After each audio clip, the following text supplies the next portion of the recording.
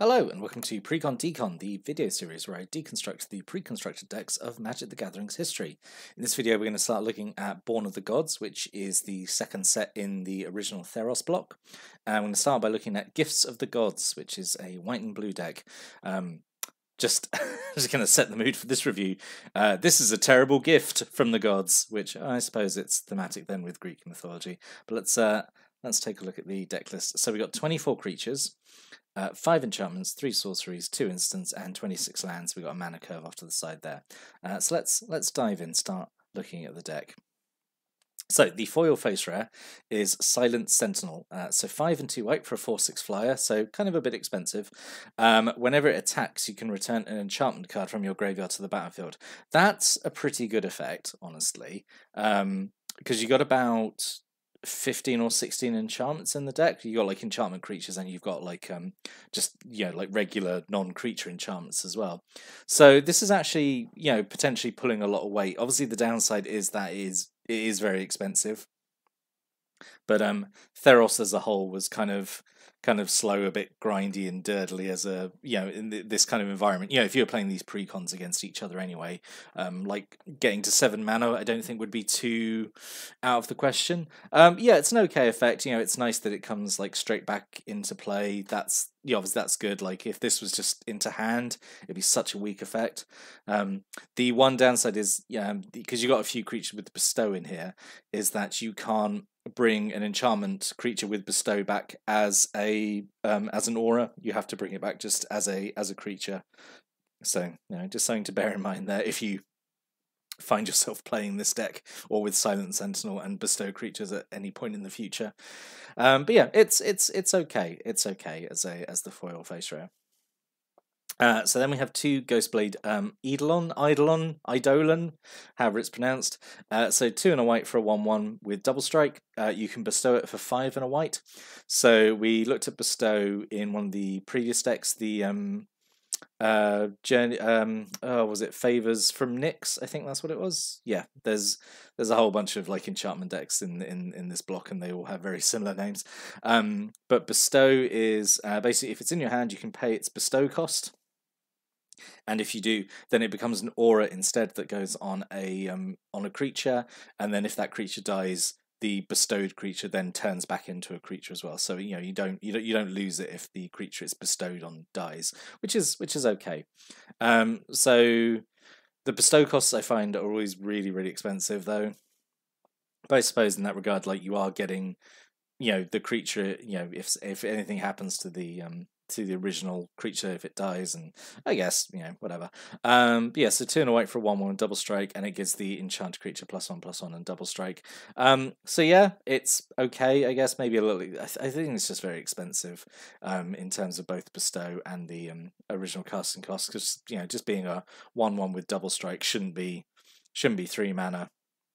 Especially, being an enchantment creature as well makes you like doubly vulnerable to removal, and the bestow cost is very high. It is a good effect to give, like +1/+1 and double strike, but yeah, I'm not sure. It's fine, I suppose. And then a single flitter step Eidolon. So 1 in a blue for a 1/1, can't be blocked.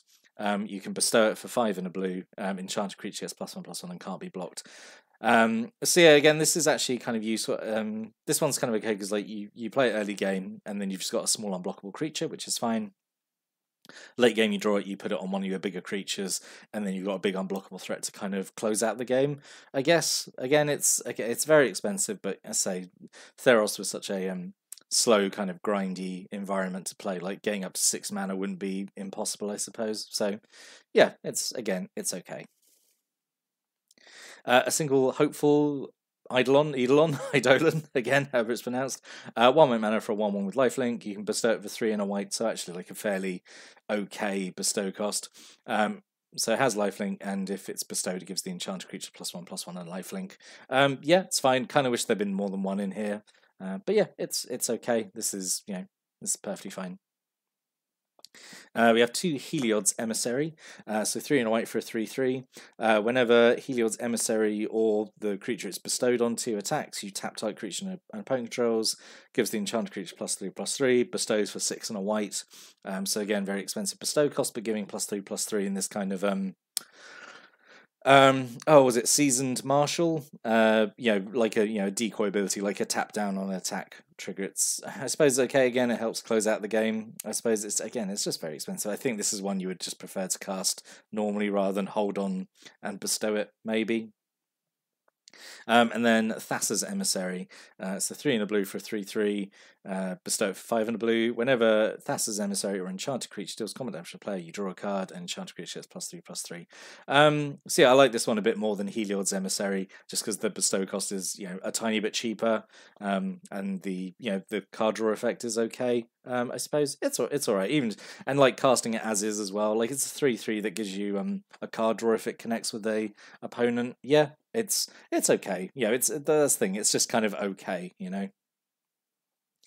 And then we have 2 Nixborn Shieldmate, 1 white mana for a 1/2. Has bestow for 2 and a white. So I think that's the cheapest bestow cost in the deck. It might be in the whole set actually, because all the bestow costs are usually around 4 or 5. Enchanted Creature has +1/+2, so it is a very, very small effect. But I think this, it being a really cheap bestow cost is actually okay, because for 3 mana we're giving something +1/+2, which is obviously not huge, but it's better than nothing. And then if that creature dies, then at least this pops out and it's a 1/2. I suppose it's okay. And then we have 2 Nixborn Tritons, which is very similar. 2 and a blue for a 2/3, bestow for 4 and a blue, enchanted creature +2/+3. So there's a whole cycle of these Nixborn cards, which are like functionally vanilla creatures, and you're just essentially stapling their power and toughness onto whatever you bestow them onto. They're okay. They're okay. So then we have 2 Griffin Dreamfinders, 3 and 2 white for a 1/4 flyer. When it enters the battlefield, return an enchantment card from your graveyard to your hand.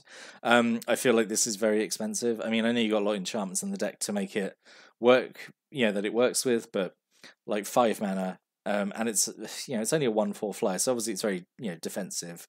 But it's just such a a very minor ability, and it's very expensive. Auramancer is almost certainly better than this, because it's almost half the cost and doing exactly the same thing. But again, it's I suppose it's all right. Maybe is it? I don't know. It's probably not all right actually. And then a single Laguna Band Elder, 2 and a white for a 3/2. When it enters the battlefield, if you control an enchantment, you gain 3 life. Sure. At least it's like 3 mana for a 3/2 with upside. I suppose we'll take it at this rate. It's fine. I suppose. You're almost almost certainly going to have an enchantment by the time you play it. So yeah, it's 3 life. It's it's only a very small amount of life gain, but it's better than nothing. And then a single Pillar of War. So 3 mana artifact creature, has Defender. It's a 3/3. As long as it's enchanted, it can attack as though it didn't have Defender. I generally kind of hate creatures like this, that it's reliant on another kind of you have to invest in it to make it decent. Because just being a 3 mana defender for 3/3 is you're playing white blue. In white, you've got better options. It's look at the Laguna Band Elder. It's 3 mana for a 3/2 that doesn't have defender, so it can always attack. It doesn't require you to invest in it to be able to make it do something. I hope you get where I'm coming from there. But I just think this is and it's uncommon as well. Why was it uncommon? Oh my god. I don't like Pillar of War at all. Generally any of these kind of creatures that defender only gets switched off when a very specific condition is met. If it was just I'll pay a cost 3 mana or something, and it loses defender until end turn or whatever, something like that, be fine. But would you waste one of your quite expensive bestow cards on this just to turn a 3/3 with no other abilities into an attacker? I don't know. I don't like it. Single Coastline Chimera, 3 and a blue for a 1/5 with flyer, with flying even, and then 1 and a white. It can block an additional creature this turn. Sure. Again, very expensive flyer. Has a high toughness, I suppose, so makes a good blocker. Which is fine because it can block additional creatures. Again, it's sort of okay. But not really wonderful, is it?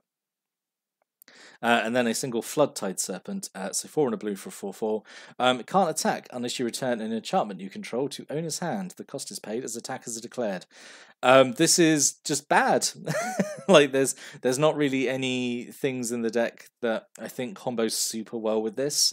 Yeah, because like blue usually gets creatures like this, right? Like so, like Esperzoa is the one I can think of off the top of my head, where like or Living Tsunami from Zendikar, where like you return a certain land, a certain card type to your hand each turn, and then you can play it again. You know, the whole point being that you get the trigger of casting again.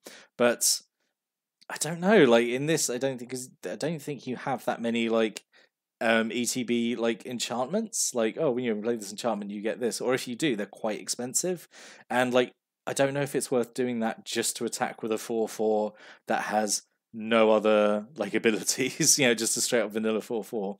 I think this is just a bad card, honestly. And then we have 2 Traveling Philosophers, so 1 and a white for a 2/2, just vanilla. Yep, the philosopher who can beat up a bear. Sure, yep. And then look at this page of vanilla, absolute filler. So you had 2 of the philosophers, we've got 2 Great Hearts, we've got Pillowfield Ox, and we've got Yoked Ox. We've got 6 vanilla creatures in this deck, which is so disappointing. And I suppose like you could make the argument like, oh well, you've got bestow cards, you add them onto the vanilla creatures, and then they get better. But like, just include better creatures. There were better creatures in both Theros and Born of the Gods that you could have just included instead. I just don't understand why this was done. This really annoyed me when I was putting this deck together. When I was looking at the deck list, like I thought I misread it, but no, this was apparently the deck list. So we have 2 Great Hearts, which is 3 and a white for a 2/4, and then we have a single Pillowfield Ox, which is 3 and a white for a 2/4. Like, why would you do this? why would you have like it's essentially like why would you just have 3 Great Hearts? If you're going to do it, like, don't include 2 different cards which are fundamentally the same card. It just, oh my god, it annoys me so much. This really makes me angry, this deck, just because of this. Like, there was no reason to have Pillowfield Ox in here. I mean, you could say there's no reason to have Great Heart in here, but like, why do this? It's the most frustrating, one of the most frustrating deck construction choices I've seen for a really long time, actually. This is actually giving me kind of like Rise of the Eldrazi vibes. This is something I would expect in the Rise of the Eldrazi decks. And then a single Yoked Ox, which is 1 white mana for a 0/4. So again, like just a big blocker, which is, I feel like the deck's already got a lot of, but at least this one's cheap, I suppose. Oh, and this is the other thing that really annoys me about this deck. So Gift Immortality is the other rare. This is a rare that we've already had. This was a rare in one of the Theros decks, the white-black one, the not Pantheon's Power, that's the Journey of Takes, the Favors from Nyx, that one. This was one of the rares here. So I think this is the first time, as far as I know, that like in the same block, one of the rares has been a repeat, and it just feels really lazy. And yeah, it's just bad. Like there were like better choices available. So I don't know why they went ahead and used the same card again. It just feels really lazy. And like Gift of Immortality is not a bad card. It's 2 and a white aura, goes on a creature. When it dies, it goes back onto the battlefield, and then you return the Gift of Immortality back to the battlefield, attach to that creature at the beginning of the next end step. So they die, they come back, and if they survive into the end turn, the Gift of Immortality goes back on them. Which is fun, right? Like it's a fun like narrative. You have like they come back to life, but you've got like a very small window of time to like permanently kill them, which is, that's okay. But like, why repeat the rare? It's so, this deck is sort of like really weird choices, honestly. So 2 Ordeal of Heliod, so 1 and a white. Aura goes on a creature. When enchanted creature attacks, you put a +1/+1 counter on it, and then if it has 3 or more counters on it, you sacrifice Ordeal of Heliod. When you sacrifice Ordeal of Heliod, you gain 10 life. So I suppose there's a very janky combo with this. You could do this with the Silent Sentinel, like keep returning this, and then keep giving something +1/+1 counters and sacrificing and keep gaining life. I suppose you could do that. And that is kind of maybe like the intent. It's super janky, but I suppose that's the intent with Sunbond here. So 3 and a white aura goes on a creature. Enchanted creature has whenever you gain life, put that many +1/+1 counters on this creature. So like, yeah, maybe you get the dream situation where it's like Silent Sentinel attacks, returns Ordeal of Heliod. You put it on a creature that's maybe already got +1/+1 counters on it. But then it does. You only sacrifice it on the attack trigger, don't you? Anyway, it's a super janky combo. Like, but then you'd sacrifice and get 10 life, and then the creature would get 10 +1/+1 counters, and I don't know. But yeah, what really frustrates me about Sunbond being in here, so it's really expensive at 3 and a white for this effect. And it technically does nothing the turn you play it. You have 4 other cards in this deck that like gain you life. You have the 2 Ordeal of Heliod, which needs like some setup time. You have 1 Hopeful Eidolon, which is just a 1/1 with lifelink. And then you have the Laguna Band Elder, which gains you 3 life when it enters the battlefield, if you have an enchantment. So yeah, this this is a weird choice to include Sunbond, I say, when it only interacts with 4 other cards in the deck. So very, very odd choice. A single Eternity Snare, so 5 and a blue, aura goes on a creature. When it enters the battlefield, draw a card. Enchanted creature doesn't untap during its control's untap step. Very expensive and just bad, right? So it's Dehydration, which at this point in the game is already bad. Like we've already established like a dehydration effect can be like 2 and a blue. It can be 3 mana. And it usually comes with like now tapping the creature down, like with like in the Innistrad there was like Claustrophobia, which like tapped a creature down and then they don't untap, and that was 3 mana. So for double the cost, you're not tapping the creature down, but you get to draw a card. So maybe this is like one of the things you do with Floodtide Serpent. You keep returning this, and for 6 mana you could just keep replaying this and drawing a card, and that makes me so sad. that might be the intended combo. Yeah, it's just bad. It's just super bad. A single Divination, just 2 and a blue, draw 2 cards. Yep, it's just straightforward. It's fine. It's boring, but it's functional. And then a single Griptide, so 3 and a blue instant, put target creature on top of owner's library. Sure, it's fine as well. It's instant speed, time ebb, it's fine. A single Hold at Bay, so 1 and a white, instant speed. Prevent the next 7 damage that would be dealt to target creature or player this turn. It's just, again, like, Theros, right. I do like Theros, like, as a set, because I really like the Greek mythology stuff. It's super cool, but it is full of just some really bad cards, and like Hold at Bay is one of them. Like, this could just be, like prevent all damage that would be dealt to a creature or player this turn, because it's only one thing that is, you're preventing damage to. Just like let it prevent everything. Don't like set a limit to it of like 7, or because it's feels like such an arbitrary number. It's just a bad card. A single Excoriate, 3 and a white, exile target tapped creature. So this is kind of like white Assassinate, I suppose, but at least it exiles. But it is just expensive and slow. And on the subject of expensive and slow, Vanquish the Foul, 5 and a white, destroy target creature with power 4 or greater, scry 1. Again, like 6 mana and at sorcery speed. It's just, again, not wonderful. And then 10 islands and 16 planes. So what could have been? There are so many better deck building choices that could have been done with this deck. I think it's an absolute mess, honestly. Let's talk about maybe the 3 cards that maybe stood out to me most that should have been in here, I think.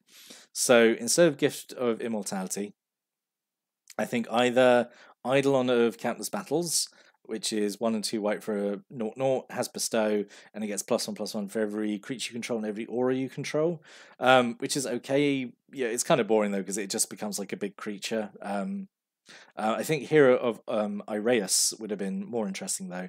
So 1 and a white for a 2/2. Your aura spells cost 1 less to cast, so that lowers all the bestow costs, because I think that's the intended. Oh god, I've probably made a ridiculous claim there. I think this reduces the bestow cost because bestow turns it into an aura spell. I think that's how it works. But in any case, like, you've got other auras in here anyway, which don't mind having their cost reduce, and it has heroic, so whenever you cast a spell that targets it, it gets a +1/+1 counter. It feels crazy to me. This is rare though. Like, this should definitely be uncommon, but Yeah, it's fine. This could have been an alternate rare, I think. And also another card that could be included, Ifara's Enlightenment. So it's 1, a white and a blue for an aura, goes on a creature. When it enters the battlefield, you put a +1/+1 counter on enchanted creature, and it has flying. And whenever a creature enters the battlefield under control, you can return the Ifara's Enlightenment to its hand. So you just kind of like keep replaying it, keep adding counters onto creatures, giving them flying. You can sort of shift it around. So it's kind of a bit dirtly. It's not wonderful, but again, at least this would like combo with like maybe like the Floodtide Serpent, maybe, or I don't know. Like actually, you could have Hero of Ireus and this would like I think combo okay, because then it's essentially that for 1 white and a blue, you're giving it two +1/+1 counters and flying. I suppose maybe I don't know. But in summary, like I think this one's an absolute disaster. Really, part of that could be biased because it's white blue, but I don't know. I think like the selection of cards in here is really bad. Like you've got like a really high number of like vanilla creatures, which is like I always think like a bit of a warning sign. I can't believe there's Grey Heart and Pillarfield Ox. That really, really grinds my gears, honestly. The strategy is just a bunch of expensive bestow spells, but like bestow is so expensive, and like I don't know if you've got enough stall to reach there. Like I guess you've got some big-ish defensive creatures, but even like the stuff you bestow is not like it's not crazy powerful. It's mostly it's just like the just giving sort of like plus power and plus toughness. So you got the one that gives double strike and the one that gives unblockable, maybe.